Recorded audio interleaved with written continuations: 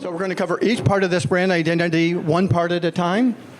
I'm just going to do this like really quickly. This is to give you a quick idea of what it's all about. And it's actually important if you could actually do market research to validate what you come up with. So we're going to cover the brand name, target audience, category descriptor, features, positioning statement. Okay. So here's the map. You all got one of these.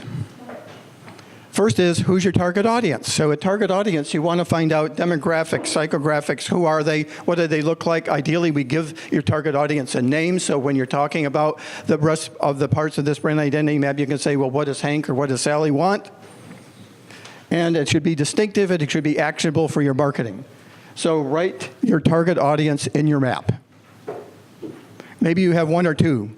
So at MakerBot, while you're doing that, we started off thinking the target audience was hobbyists and people were going to buy a desktop 3D printer.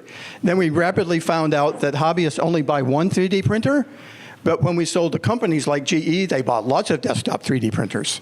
So we switched the target audience from hobbyists to companies.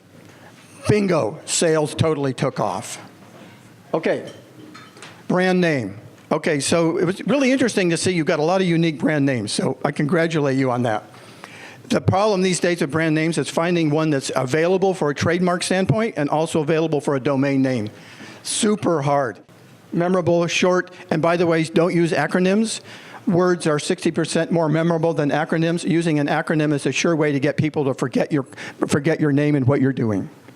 So category descriptor, this is actually really important.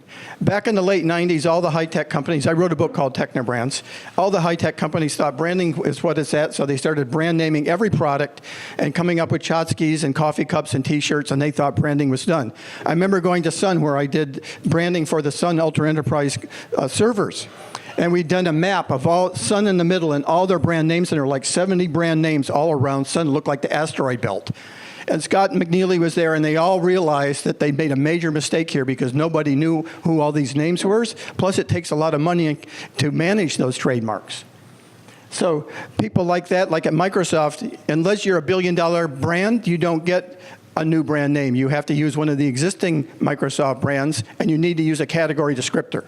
A category descriptor is 2 to 4 words. It's a generic phrase. It's a hook so people know what you're talking about. And so desktop 3D printer. That was a term we actually made up at MakerBot that hadn't been used before. Now that's the generic accepted term. Tablet, smartphone. So this is not a funny name. This is not a made-up name. This is what hook do you want to fit on in the minds of your customers. And you always want to link your brand name and a category descriptor. So I've done a bunch of work for HP LaserJet printers. And they always do HP LaserJet printers. So you want to put your brand name and your category descriptor right afterwards so people hook your name and can associate your name with the category you're in. This is actually a really important decision for you to make. Category descriptors, you need to have it so people really get it quick. One thing you can do is you come up with a list of category descriptors, you brainstorm. You get your team together. You give them, let's say you got 5 category descriptors, you give everybody 2 votes. You have them vote for the category descriptors that's going to be most simplest and easiest to understand for the target audience. And then you can do that with actually, ideally, your target audience, do some market research with them. SurveyMonkey works great. This is one that's really worth researching.